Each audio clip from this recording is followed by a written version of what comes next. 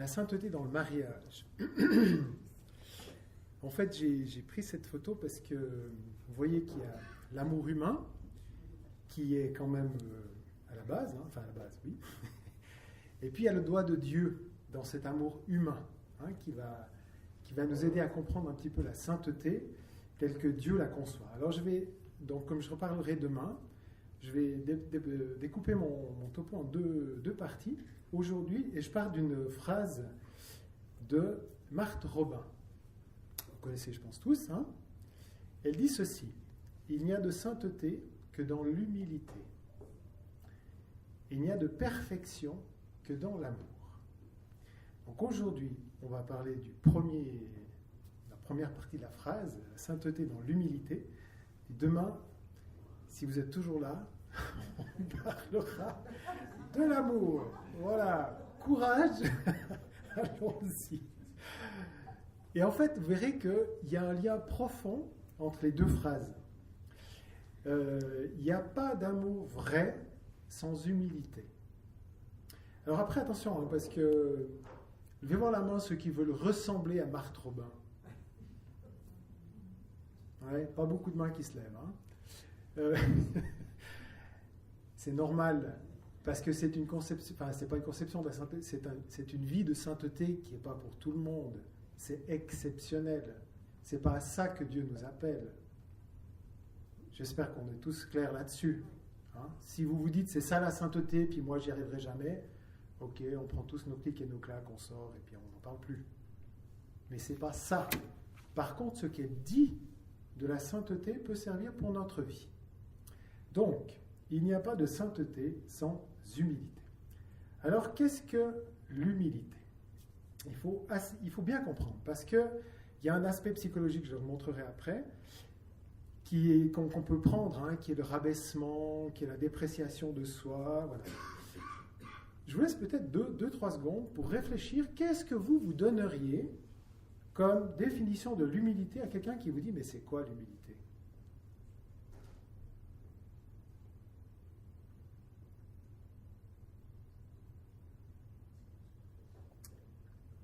C'est bon, vous avez votre définition? Pas si simple, hein? C'est une des vertus les plus difficiles à définir. Difficile. Donc, on va voir avec saint Paul aux Corinthiens. Hein, faut que j'ai pas mon... Non, pardon, je vais rester avant. Vous savez que sainte Thérèse de l'Enfant Jésus, alors c'est un peu la sainte chérie de tout le monde, la chouchou, y compris des papes. Hein, et puis elle dit... alors moi j'ai été très touché par Thérèse au début de mon chemin de conversion, et je l'admirais, je la priais, j'ai eu des signes par elle, machin, tout ça, très bien. Mais il y a une phrase qui me mettait hors de moi. Si je l'avais en face, je l'aurais enguirlandé comme je ne sais pas quoi, parce que c'était pas vrai. Elle dit « Je n'ai pas de vertu ». Mais moi j'avais envie de lui envoyer, mais... Vous voyez? C'est faux. Tu as toutes les vertus. Pourquoi tu dis que tu n'as pas de vertu? Et en fait, c'est vrai. Elle n'avait pas de vertu, et elle dit, c'est le bon Dieu qui me donne la vertu dont j'ai besoin au moment où j'en ai besoin pour l'exercer. Donc, voilà. Hein. Il y a cet aspect-là de premier, je n'ai pas la vertu. Et c'est pas grave. Alors saint Paul le dira aux Corinthiens. Il leur dit, qu'as-tu que tu n'aies reçu? Et si tu l'as reçu, pourquoi t'en glorifier comme si tu ne l'avais pas reçu? Hein? Alors, c'est quelque chose de très profond dans l'Évangile. Hein? Et ça fait partie... Enfin, pas que je devance trop mon enseignement. Dans Saint Jean, Jésus dit... non, c'est Jean-Baptiste qui répond aux questions qu'on lui pose. Il dit, un homme ne peut recevoir que ce qui lui est donné du ciel. Et saint Paul dira, aux Romains cette fois, par la grâce qui m'a été donnée, je dis à chacun de vous de n'avoir pas de lui-même une trop haute opinion de lui-même, mais de revêtir des sentiments modestes selon la mesure de foi que Dieu a départie à chacun. Sarah vous a cité le livre, la lettre, elle ne vous a pas dit que c'était les Philippiens, mais c'était les Philippiens. Ayez en vous les sentiments qui sont dans le Christ Jésus, lui de condition humaine, ne retint pas jalousement le rang qu'il égalait à Dieu, mais il s'anéantit lui-même. On est dans ce mouvement de l'humilité. Donc voilà. Et Jésus devient encore plus clair que saint Paul, puisqu'il dit, attendez, alors je vais trop vite, pardon. Qu'as-tu que n'aies reçu? Donc, une bonne part de l'humilité consiste à être dans la gratitude. Alors, la vie de famille recèle des tâches assez banales, quotidiennes, répétitives, qui concernent l'éducation des enfants, à qui il faut enseigner la propreté, le service, le bien commun, machin. Et puis, c'est tous les jours. Et à l'adolescence, c'est parfois un peu pénible. Mais il faut avoir aussi là-dessus un regard un peu différent pour dire, mais au fond, est-ce que vous avez pensé que les réveils matinaux des enfants, c'est des enfants... merci Seigneur, j'ai des enfants à aimer. Il y a la maison à ranger. Oui, ben, j'ai un toit pour dormir. Merci. Il y a la lessive à faire toutes les semaines, normalement, si tout va bien. Ben, merci parce que j'ai des vêtements à porter. Il y a la vaisselle. Ben, merci parce que j'ai de quoi manger. Il y a les miettes à balayer. Ben, merci parce qu'on a des repas de famille. Pas toujours l'ambiance top, mais voilà, ça fait partie du BINS. Il y a les courses à faire, souvent. Ben merci parce qu'on a des sous pour vivre. Il y a la salle de bain à récurer. Ben merci parce qu'on a l'eau courante. Alors je ne sais pas si vous avez déjà été dans un pays où il n'y a pas l'eau courante. Ben, moi j'ai visité plusieurs fois des familles, ils dorment dans la rue, sous une cabane en toile ou en plastique, ils tentent, machin. Et puis il y a un robinet qui sort du trottoir comme ça, puis ils vont chercher l'eau, ils vont se laver là-bas. Hein? Le merci pour l'eau courante, il prend une couleur particulière, hein, je peux vous dire. Il y a du bruit en permanence dans la maison, c'est pas un monastère, mais merci, parce qu'il y a du monde dans ma vie. Il y a des questions sans fin pour les devoirs, toujours les mêmes. Ah oui, le cerveau des enfants pousse, merci Seigneur. Il y a des courbatures au soir. Ben, merci Seigneur, je suis en vie. Bien vivant. Donc voilà, vous voyez, on peut augmenter cette gratitude dans nos vies, hein, qui nous montre qu'on a conscience, qu'on reçoit les choses de Dieu et que c'est bon. Alors Jésus dit, et c'est une loi immuable, hein, qui s'élève sera abaissé, qui s'abaisse sera élevé. Jésus est capable, Dieu dans sa miséricorde est capable de passer sur une foule de péchés, d'attitudes débiles, à rebours du bon sens, pas dans l'évangile. La miséricorde fera avaler énormément de choses. Celle-ci, jamais. C'est intéressant, hein? C'est vraiment la loi de l'humilité. Alors, voilà, il y a des manières de le montrer. Il y a des fois l'expérience de la vie, hein, qui nous montre que, boum, je me suis dit, tiens, ça a été bien pour moi là. Et 10 minutes après, là, l'expérience nous montre un petit peu si on est attentif à tout ça. Voilà. Donc cette première étape de l'humilité, c'est que tout est don, sans aucun mérite de ma part. En effet, quel mérite est-ce qu'il y a d'être né dans un pays en paix? Quel mérite à avoir tel ou tel conjoint? Quel mérite à avoir grandi dans telle ou telle famille, avec telle éducation, tel bien-être matériel? Quel mérite à avoir telle intelligence et telle beauté? Il y a vos études, puis il y a vos produits de beauté, mais ça ne fait pas tout, hein, me semble-t-il. Telle aptitude, etc. Et qu'est-ce qu'on a fait pour être appelé, pour avoir la dignité d'être appelé enfant de Dieu? On n'a rien fait. Tout est don, tout est gratuit, hein, tout est pure gratuité de Dieu. Donc, voilà, cette gratuité de Dieu appelle la gratitude. Hein.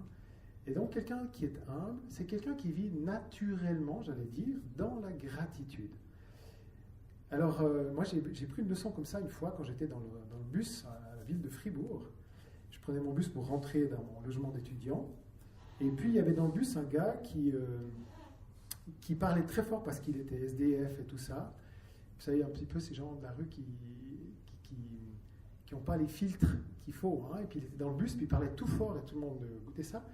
Et Puis il racontait que il avait pas eu de lieu pour dormir, il avait crapahuté sous les ponts durant la vie, la nuit, machin comme ça, et puis il avait rien pour prendre sa douche depuis 4-5 jours. Et moi, ça m'a fait... Depuis combien de temps t'as pas dit merci parce que tu avais un toit tous les soirs et un lit? Voilà. Et vous voyez que c'est aussi l'éducation que Dieu fait faire à Israël dans tout l'Ancien Testament. Dans tout l'Ancien Testament, les prophètes, Moïse, tout ça, le peuple hébreu dans le désert, consiste à l'éducation du peuple d'Israël. Et cette éducation consiste à lui dire, tu n'es rien. Tu es le moindre des peuples, le plus petit, le plus misérable, mais je t'ai choisi. Je t'aime, tu as du prix à mes yeux, j'ai gravé ton nom sur la paume de mes mains. Donc c'est ça qui est difficile pour nous, de tenir cette préciosité aux yeux de Dieu, et le moindre, le dernier de tous. Vous voyez, la psychologie, elle a tendance à faire l'inverse. Hein. C'est parce que je suis quelqu'un de bien. Regardez l'histoire de votre amour quand vous êtes en couple. Hein. Vous avez été séduit par l'autre, par sa beauté, je sais pas, hein, allez-y, voilà. Puis au bout d'un moment, c'est des trucs qui, bouh, ça descend. Hein. Il y a quelque chose d'autre qui doit tenir le bateau. C'est l'amour. C'est plus ce qui m'a séduit. C'est autre chose. Et je vois que mon conjoint, il est plus qu'au début. Mais mon amour, il tient le bateau. Ça conduit, j'y vais. Hein. Donc voilà. Alors, donc, Sainte Thérèse de l'Enfant Jésus dit, je n'ai pas de vertu. Et ça, frères et sœurs, c'est essentiel à la progression de la vertu. Attention, parce qu'il y a en nous un petit pharisien qui sommeille. C'est le type qui dit j'ai bien réussi mon Dieu, je suis riche, puissant, intelligent, comblé, il ne me manque rien. Je ne peux rien espérer de plus. Et tout ce que Dieu peut lui dire, c'est dommage. Et donc, c'est important de dire je n'ai pas de vertu. Ou une autre manière de le dire, au fond, je crois que si j'avais un peu d'humilité, je serais vraiment parfait. Ouais. Donc, des fois, on est un peu comme ça. Hein, et, bon, voilà. Donc, attention au pharisaïsme. Hein, vous savez que Jésus, dans l'Évangile, il est très miséricordieux pour la femme adultère, il est très miséricordieux pour les publicains, il va manger chez eux, tout ça. Il n'est pas sans pitié, non. Il est extrêmement sévère avec les pharisiens et les docteurs de la loi et tous ceux-là qui se glorifient de leur propre vertu. Hein, qu'est-ce qu'ils peuvent recevoir de Dieu? Ils ont tout. Hein, ça a l'air de rien, mais c'est... Donc voilà, la vertu, j'ai fait à l'envers, pardon. On ne possède pas la vertu, on l'exerce. Parce que Dieu donne au moment qu'il faut ce qu'il faut pour l'exercer. Donc si vous commencez à dire, mais moi, je ne suis vraiment pas humble, ah, génial, Dieu va te donner des occasions. Moi, je ne suis pas patient. Et c'est parfait. Dieu va te donner des occasions de patienter pour pratiquer la vertu. Et c'est comme ça que tu grandis en sainteté. Et dans une famille, il me semble qu'il y a des occasions. Comme en communauté, rassurez-vous. Alors, voilà. Proverbe malgache qui dit « Le péché dont on se repent est le père de la vertu ». Parce que quand on a pris conscience de notre péché, on se rend compte que c'est un mauvais chemin, une mauvaise pente. On se dit « il ne faut pas que je fasse ça ». Puis je prends combien de personnes que j'ai rencontrées qui se disaient paresseux. Et moi, je suis un peu paresseux. Puis je dis « Mais le type, il se lève avant tout le monde, il en fait plus que tous. » Parce qu'il a pris conscience de ça. Mais il reste dans cette perception de lui-même qui lui permet d'exercer la vertu opposée au vice. Et l'inverse, la vertu dont on se glorifie est la mère du péché. Ah non, mais moi je suis quelqu'un de très patient. Eh bien, tu as déjà perdu ta vertu. Vous voyez, c'est comme ça que ça marche. Hein, donc, il faut le savoir. Donc je vous livre un peu les litanies de l'humilité de Mère Teresa. Ô Jésus, 12e de cœur, du désir d'être estimé, délivre-moi. Du désir d'être aimé, délivre-moi. Du désir d'être exalté, honoré, loué, préféré aux autres, consulté, approuvé, délivre-moi. Ça peut paraître un peu dur, hein? Il faut que ça soit pris de manière spirituelle et non pas psychologique. Attention.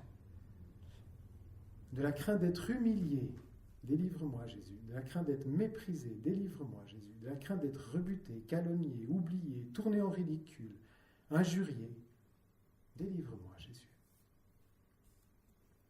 Que les autres soient plus aimés que moi. Fais-moi la grâce de le désirer. Ça va chercher loin. Que les autres soient plus estimés que moi. Fais-moi la grâce de le désirer. Que les autres puissent être choisis et moi mis de côté. Fais-moi la grâce de le désirer. Que les autres puissent être loués et moi négligés. Que les autres puissent m'être préférés en tout. Fais-moi la grâce de le désirer. Que les autres puissent devenir plus saints que moi, pourvu que je devienne saint autant que je le puis. Et donc vous voyez que cette litanie, elle vient chercher en nous toutes les racines de l'orgueil. Elle est capitale. Moi, quand la première fois que j'ai vu cette litanie, j'ai eu un vertige. Je dis, mais je peux pas dire un truc pareil. C'est un abîme. Ben oui, parce qu'il y avait plein d'orgueil en moi. Voilà. Quand vous serez à l'aise avec cette litanie, sachez que bon chemin. Ça prend du temps, hein. Enfin, ça a pris du temps chez moi. Pardon, chez vous, ça peut aller très vite, il n'y a pas de souci. Voilà. Je vous ai demandé l'histoire de la gratitude. Depuis combien de temps, frères et sœurs, n'avez-vous pas dit merci à Dieu pour votre conjoint?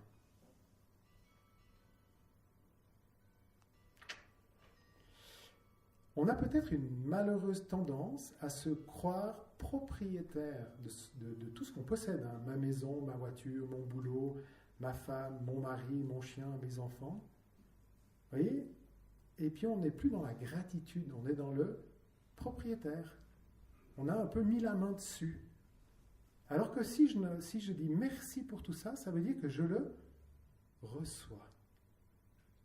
C'est une attitude radicalement différente. Hein? Donc voilà.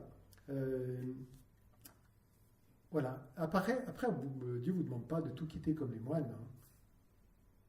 Non, attendez. Oh zut. Pardon.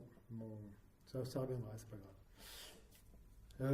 Dieu ne vous demande pas de tout quitter comme les moines. Hein. Il demande juste d'avoir ce bon détachement du cœur par rapport à tout ce que j'ai comme bien, tout ce qu'il y a autour de moi, de considérer tout ça comme un don.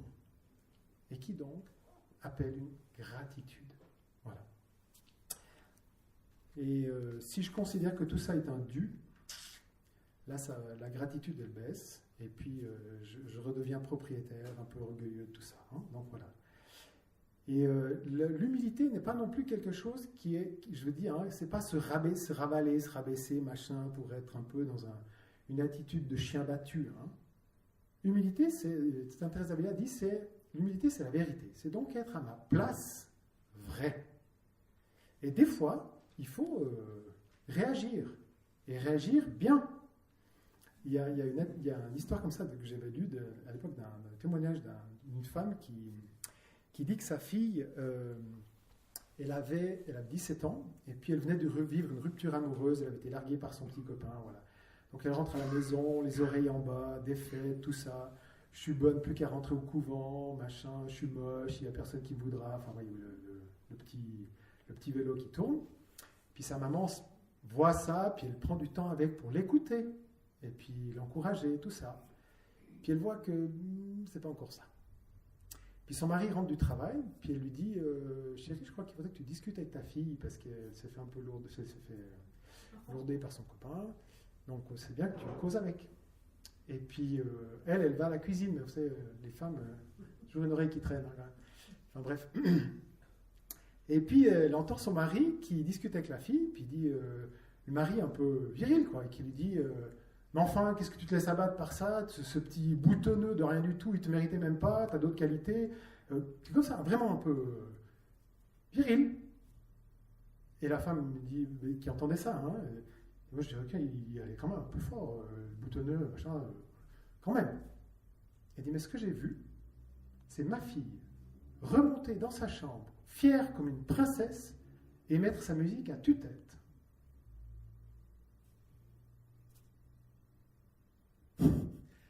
Tenir sa place. Pas, si papa avait joué le rôle de la maman en disant, oh ma chérie, comme c'est triste. Non, c'est pas ce qu'elle a besoin. Hein, donc voilà. Je vous livre l'enseignement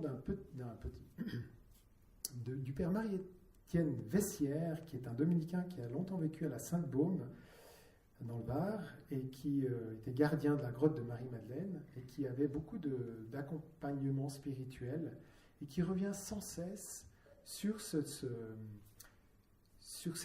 attitude d'humilité. Alors, ça vous fait quelques citations. Là, je vais passer tout de suite parce qu'on ne va pas y arriver. Voilà. Il parle à cette femme d'un manque de paix dans son âme. C'est des lettres qu'il écrit. Hein. D'où cela vient-il? D'un manque d'esprit de foi, tout simplement. Vous vous préoccupez trop de vos misères et de vos faiblesses au lieu de chercher à en profiter et à les utiliser. Vous désirez les expulser de votre vie avec une avidité et un empressement où il y a, je crois, plus d'amour-propre que d'amour de Dieu. Il ne faut pas vouloir être saint plus que Dieu ne le veut, et avant l'heure fixée par Dieu.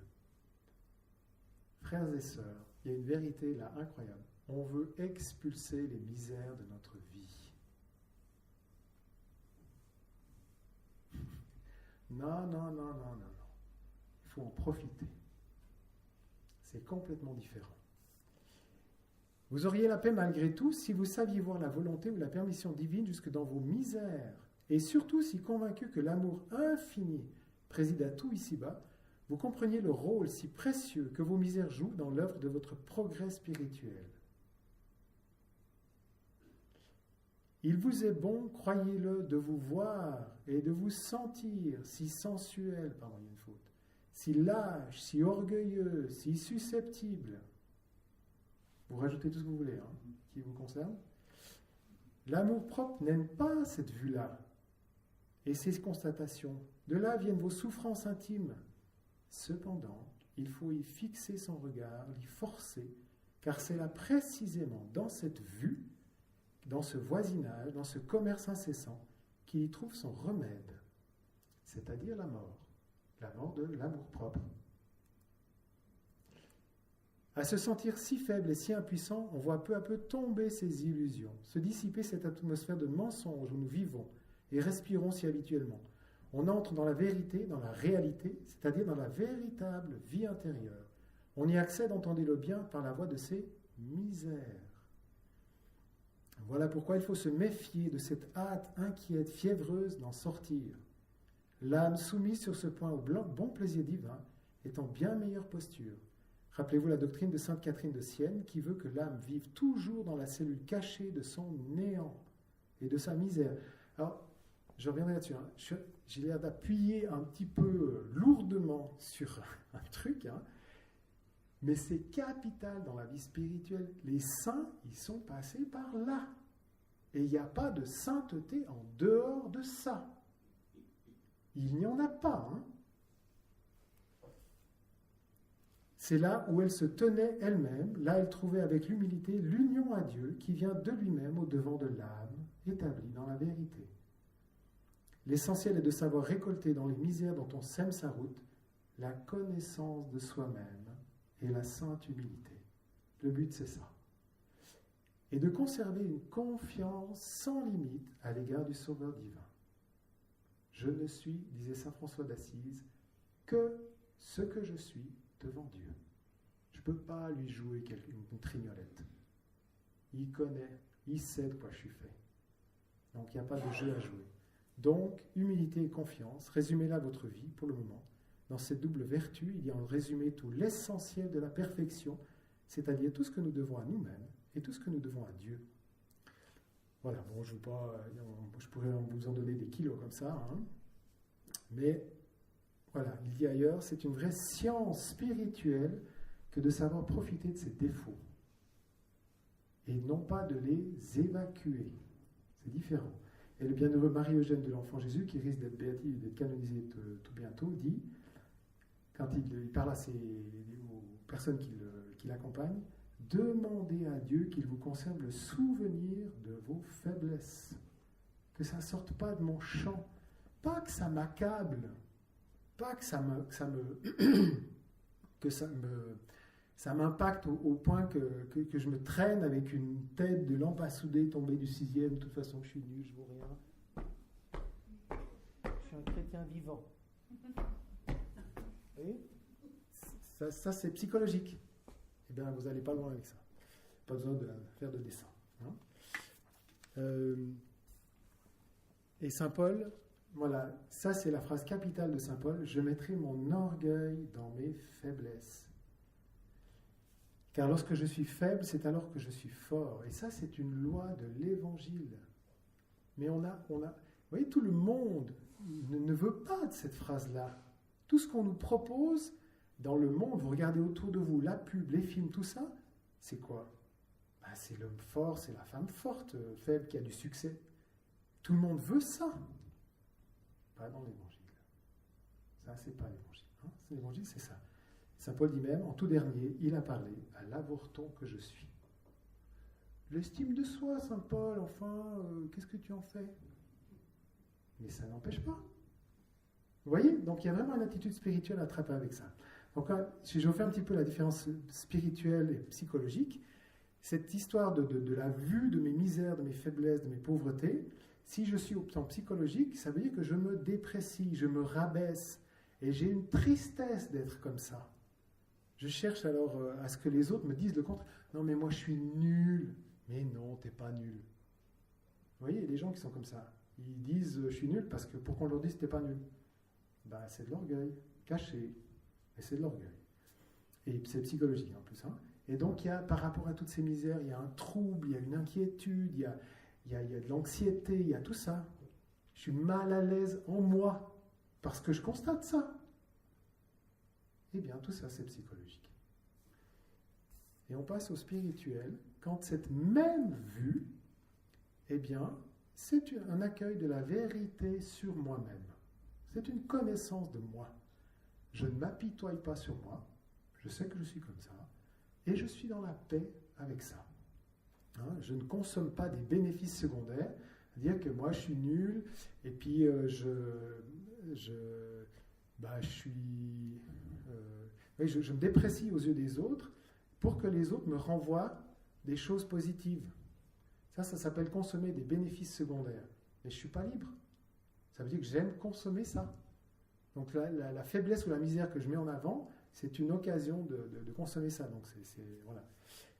J'accueille les critiques qui disent la vérité sans m'apitoyer, sans m'effondrer. C'est vrai, je suis comme ça. Et je suis bien établi dans mon fond intime, sans angoisse, sans anxiété, parce que c'est vrai. Donc vous voyez, il y a vraiment quelque chose à vivre là-dedans. Hein. Alors, tout ça nous dit que c'est vraiment une attitude de foi. Ça ne peut pas être que psychologique. Hein. Dans l'attitude de foi, sinon il faut aller voir un psy et puis il vous dira ce qu'il peut, hein, mais il ne pourra pas tout, parce que dans la foi, c'est autre chose. La foi, la première chose que la foi nous dit, c'est que la foi n'est pas un aveuglement sur mes faiblesses. C'est une lumière. Dieu m'est clair. Quand vous voyez le récit de tous les convertis, les nouveaux convertis, quasi tous, ils ont fait l'expérience d'abord d'une lumière de Dieu sur leurs péchés, et leurs péchés graves. Je relisais la conversion, puisque Vasula Riden, pour ceux qui connaissent, c'est une mystique qui a les visites de Jésus, etc. Quand Jésus, elle vient de décéder, et puis elle écrit la vraie vie en Dieu, et puis quand Jésus lui se révèle à elle, elle dit, il m'a montré l'horreur de ma vie, j'ai pensé que j'étais digne d'être découpé en morceaux et jeté au chacal. Pas très agréable quand même, hein? j'ai traversé cette angoisse. Et derrière, il y avait une lumière incroyable. Donc vous voyez, voilà. Ce n'est pas un aveuglement sur mes faiblesses, c'est une confiance, c'est une certitude. Dieu m'aime tel que je suis. Et c'est non plus pas une lucidité froide sur mes misères. La lucidité froide, c'est Satan. Satan, il sait nos misères, pardon. Il les sait, hein, et il peut nous les montrer, hein. Mais il n'y a pas d'amour derrière. Donc la lucidité froide de Satan pour me montrer mes misères va me conduire au désespoir. Ce n'est pas le cas de Dieu. Dieu me conduit à sa miséricorde. Donc il faut bien faire la différence, hein. La foi, donc, c'est la certitude d'être aimé tel que je suis. Et donc, c'est une confiance dans la bonté d'un autre qui m'aime et qui ne va pas profiter de mes misères pour me manipuler. Hein, ça, c'est capital comme attitude, comme compréhension, si vous voulez, de la foi. Voilà. Alors, sainteté. Sainte Thérèse de l'Enfant, bon, stage, ça veut dire Sainte Thérèse de l'Enfant Jésus, hein, pour ceux qui débutent. Et elle dit, je choisis d'être rien. Alors, moi, j'aurais aimé avoir un ou deux, je ne sais pas s'il y en a parmi vous, de ceux qui font du développement personnel, vous voyez, rien, ça se situe où? Nulle part. Et vous voyez que, voilà, hein, c'est un choix.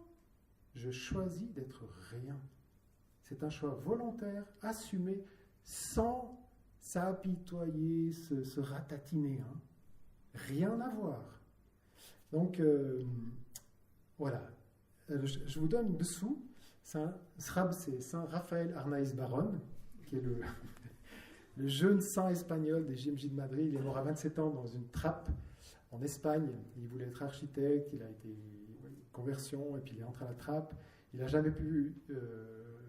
il a fait ses vœux in articulo mortis, c'est-à-dire juste à l'orée de la mort, parce qu'il a développé un diabète fulgurant. Il est sorti du monastère pour se faire soigner, il est revenu, il est ressorti, il est revenu, il y a eu la guerre d'Espagne, il est ressorti, il est rentré, et puis jusqu'à ce qu'il comprenne que l'amour de Dieu me suffit. Alors regardez ce qu'il dit. Avant, je croyais que c'était moi, malheureux que je suis, qui était à l'origine de ma vertu.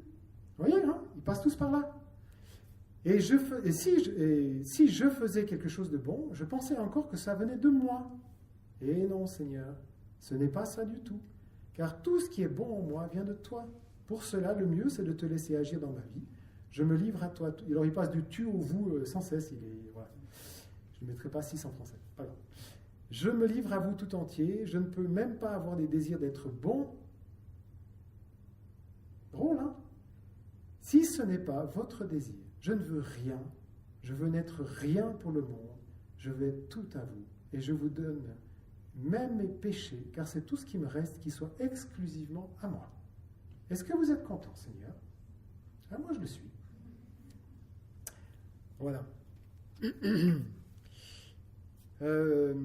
Alors, vous voyez que si Thérèse dit « je choisis d'être rien », si Raphaël Arnaiz Baron, dans son chemin spirituel, va jusque-là, eh bien, ça veut dire que Dieu vient un peu mendiller ce rien. Alors, je vous raconte une histoire que j'aime beaucoup, que les frères et sœurs de communauté connaissent par cœur, parce que je la raconte de multiples fois, peut-être que vous aussi, mais qui dit bien l'attitude de Dieu. Et en fait, c'est le poète hindou Tagore qui raconte cette histoire. Hein. Il dit, voilà, j'étais allé mendiant, et voilà, personne pour rien me donner, j'étais assis au bord de la route, et rien, la tristesse intérieure comme ça. Et puis au bout d'un moment, je vois qu'à l'horizon, il y a un nuage qui se rapproche sur la route. Et dans ce nuage, plus il se rapproche, plus je vois, mais c'est un convoi important. Et au bout d'un moment, plus il se rapproche, c'est le convoi, le carrosse du roi qui passe. Alors tout d'un coup, je me lève, je suis là, j'en peux plus, le carrosse du roi, il va passer. Mais le roi, il est riche, le roi, il est généreux, il va me donner quelque chose, c'est fini la mendicité. Et le type, il ne tient plus en place. Et effectivement, le carrosse passe, vient, s'arrête, le roi descend. vient vers le mendiant et lui dit, qu'as-tu à me donner? Puis le mendiant, mais c'est pas ça le jeu, c'est moi le mendiant, toi t'es le roi, toi t'es plein de trucs, toi donne-moi quelque chose. Et le roi, s'il te plaît, donne-moi quelque chose. Mais moi j'ai rien, moi regarde, j'ai rien du tout, toi t'es plein d'as, t'es plein de fric, t'es plein de hôtes, toi donne-moi quelque chose. Et le roi insiste, s'il te plaît, donne-moi quelque chose. Puis le mendiant dépité, il avait un petit sachet de riz qu'il avait gagné lors d'une autre. Voilà, une fois, il ouvre son sachet, prend un grain de riz, met dans la main du roi, et le roi, merci, prend le grain de riz, s'en va, et part. Le carrosse passe. Et le mendiant s'effondre. Le jour de chance de ma vie, raté. Il n'y en aura plus deux comme ça. Et puis le soir vient, il a faim, donc il va faire un peu son riz à la casserole, et quand il le verse pour le cuire, il se rend compte qu'il y a un grain de riz en or. Alors là, il se met à pleurer toutes les larmes de son corps en disant, mais pourquoi est-ce que je t'ai pas tout donné? Dieu est un mendiant, mais qui a l'air d'un roi. Et c'est un peu gênant en fait. Vous voyez? Parce que moi je suis pauvre, qu'est-ce que tu veux que je te donne? Mais donne-moi. Ouais, vous voyez, c'est comme ça. Donc, au fond, plus je veux donner de place à Dieu et à l'autre, plus il faut que je vide mon cœur de ce qui l'encombre. Les Anglais ont une très belle phrase, ils disent « Me, myself and I ». Moi, je et moi-même. C'est souvent ça qui encombre un petit peu. Hein. Souvent. Voilà. Et vous savez, ça rejoint ce que dit Jean-Baptiste. Hein. Il faut que lui grandisse et que moi je diminue. Encore une fois, il ne faut pas le prendre psychologique, on s'en sort pas. Voilà. Attention maintenant à ce qui empêche cette humilité. Donc vous vous rappelez ce que j'ai dit au tout début. Hein. On ne possède pas la vertu, on l'exerce. Il y en a deux qui suivent. Attention, parce que demain, ça reviendra. Bon, première chose qui nous empêche de pratiquer cette humilité, c'est la vanité. Dans les litanies de l'humilité de Mère Teresa, vous rappelez que Seigneur, du désir d'être aimé, délivre-moi. Vouloir être aimé, chercher à être aimé, faire des choses pour être remarqué.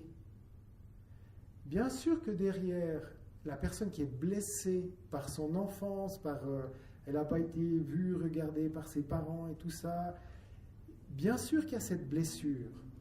Et puis elle cherche à réparer ça. Ce dont elle ne se rend pas compte, c'est que ça nourrit l'orgueil.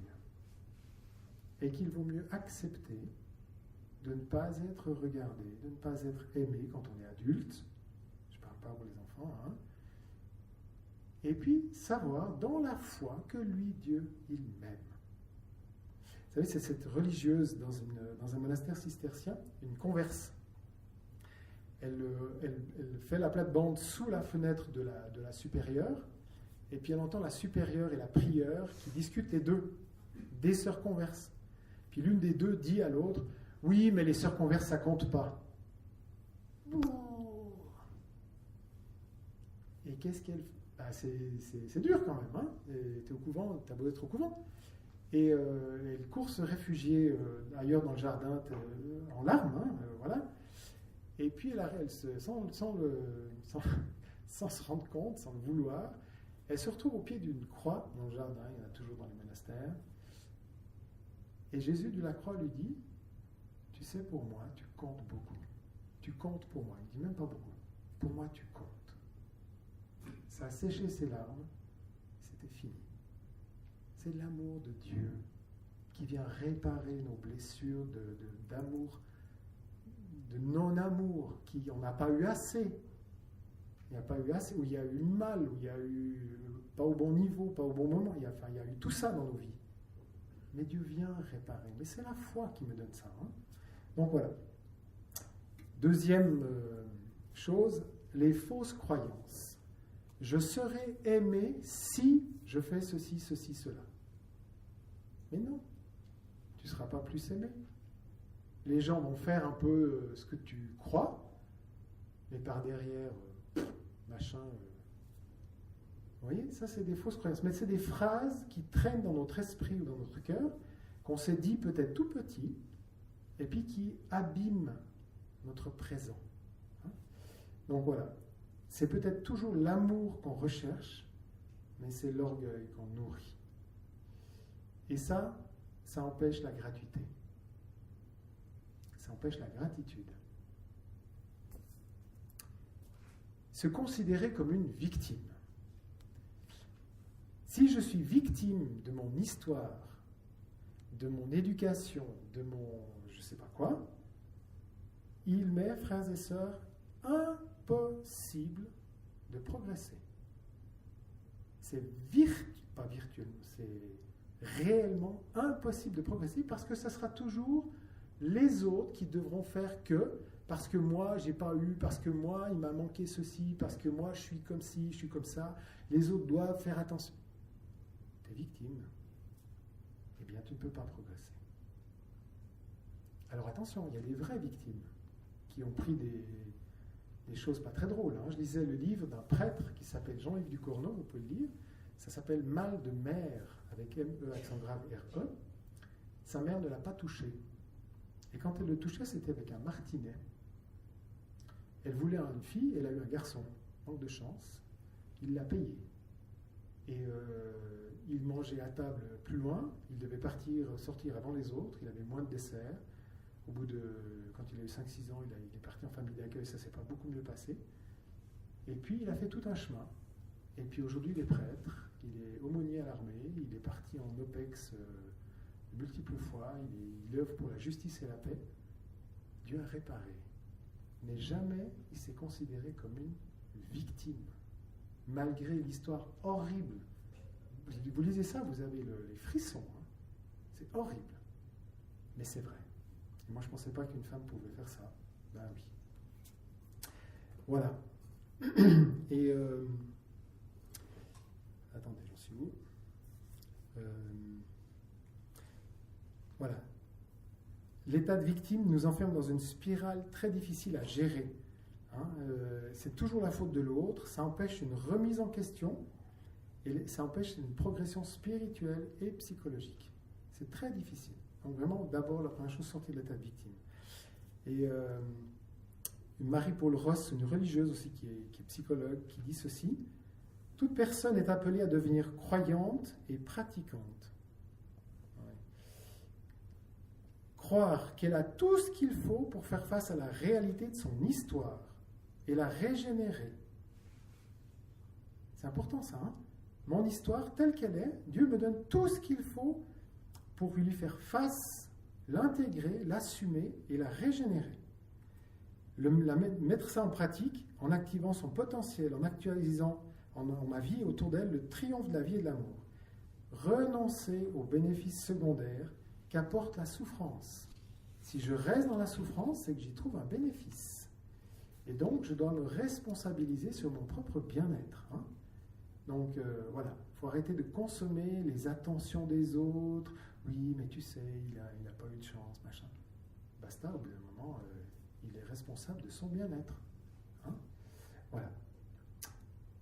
Je vous livre aussi quelques phrases de Etty Hillesum, peut-être certains d'entre vous la connaissent, cette jeune femme juive qui est morte à 27 ans à Auschwitz, qui était dépressive et suicidaire, puis qui a entamé une thérapie avec un gars.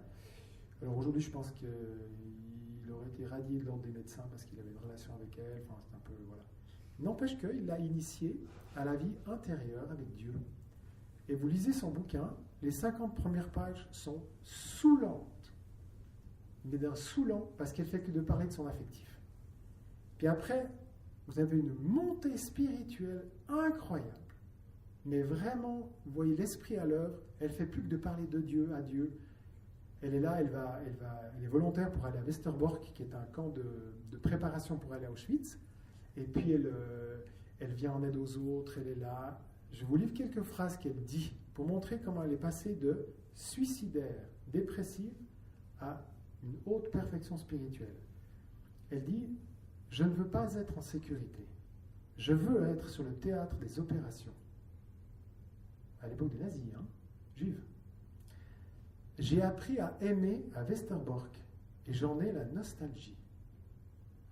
La vie, la mort, la souffrance et la joie, les ampoules des pieds meurtris, le jasmin derrière la maison, les persécutions, les atrocités sans nombre, tout est en moi et forme un ensemble puissant. Je l'accepte comme une totalité indivisible et je commence à comprendre de mieux en mieux, pour mon propre usage, sans pouvoir encore l'expliquer à d'autres, la logique de cette totalité. » À Auschwitz, elle écrit « En l'an de grâce 1942, la énième année de guerre, ce credo, je trouve la vie belle et je me sens libre. Je crois en Dieu, et encore plus fort, je crois en l'homme. J'ose le dire sans fausse honte. » Vous voyez le chemin ? Et le plus bizarre, c'est que je ne me sens pas sous leurs griffes. Je me sens seulement dans les bras de Dieu. On pourra peut-être me briser physiquement, mais c'est tout. On n'est jamais sous les griffes de personne tant qu'on est dans tes bras. Je te suis reconnaissante, mon Dieu, de me rendre la vie si belle, partout où je me trouve. Quel chemin, depuis un tempérament suicidaire. Donc voilà, pas de victime. L'orgueil de croire qu'on sait aimer. C'est encore cette histoire de posséder la vertu. Il y a des gens qui sont plus doués pour les relations. C'est les verts. Non, c'est un truc communautaire, pardon. Il n'y a pas besoin de ça pour ça. Les gens qui ont le sens de la relation, avec qui on aime bien être, parce que c'est... Voilà. Attention, c'est encore pas ça, aimer. C'est plus profond que ça. Donc voilà. Il faut partir de « je ne sais pas aimer » pour arriver à l'amour. Saint Jean de la Croix le redit dans son poème. Pour arriver là où tu veux arriver, il faut passer par là où tu n'es pas. Je ne sais pas aimer. Okay, c'est le début. Il faut passer par là pour arriver à aimer. L'illusion de croire que je peux aimer sans souffrir. Sarah l'a redit, avec le passage de la croix, c'est impossible autrement. Si Jésus est passé par la croix pour sauver tous les hommes, si Marie a vécu ça, ne croyons pas pouvoir aimer sans souffrir. Illusion de croire que la relation doit être gratifiante. Mais qui a dit ça? C'est pas dans l'Évangile. Personne n'a dit ça. Et vous savez que c'est important, ça a l'air de rien cette phrase-là, c'est important parce que dans la prière, on passe tous par des moments d'adoration. On a l'impression que les religieux, ils sont là. Seigneur, Amen, toi, gloire à toi. Puis qu'ils ont 14 paires d'anges qui viennent de chaque côté, des rayons lumineux qui rentrent, qui sortent et tout. Les frères et sœurs, c'est ça, Ouais, c'est complètement ça. Eh bien non.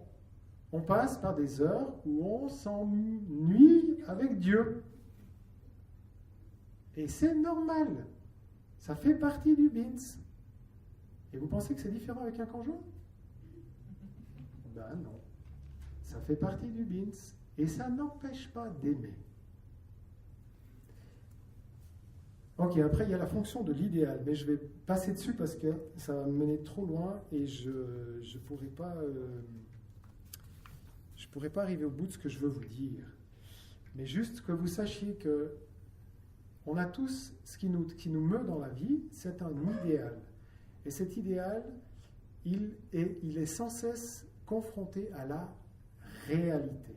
Vous avez un idéal de vous-même, l'idéal de soi. Vous avez un idéal du mariage. Vous avez un idéal du conjoint. C'est bien.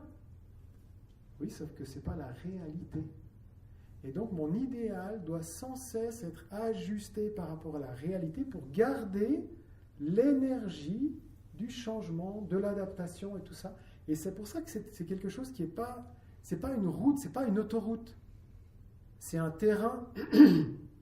Pardon, faut que j'arrête, j'ai plus de voix.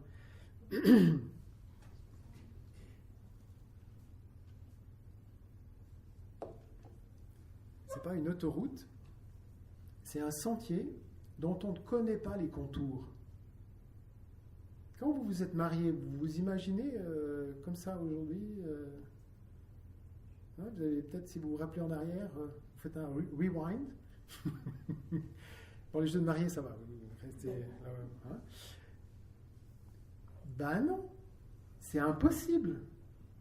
Mais c'est pas grave, parce que mon idéal va me tirer en avant vers quelque chose qui est au fond derrière tout ça, si vous voulez, c'est mon désir d'aimer. Donc on en reparlera demain de ce désir d'aimer. Hein, mais il est fonction de cet idéal qui doit sans cesse s'adapter. À partir du moment... Attention, parce que l'idéal, vous voyez à quel point c'est important. L'idéal, c'est ce qui permet au mariage de durer, c'est ce qui permet aux religieux d'entrer en religion et de durer, et c'est ce qui fait que les djihadistes partent se faire zigouiller. Hein. C'est ce qui fait aussi les idéologues, mais c'est une déviation. Mais ça veut dire, ça montre, si vous voulez, la puissance psychique. Alors c'est pour ça que moi je souhaite bon courage à ceux qui font des stages de redressement des gars qui sont partis en Syrie ou je ne sais pas où pour... bon courage, hein. Je ne sais pas comment vous allez faire. Mais cette énergie psychique, elle est là, et c'est à nous de la mettre au service de l'amour. Amen.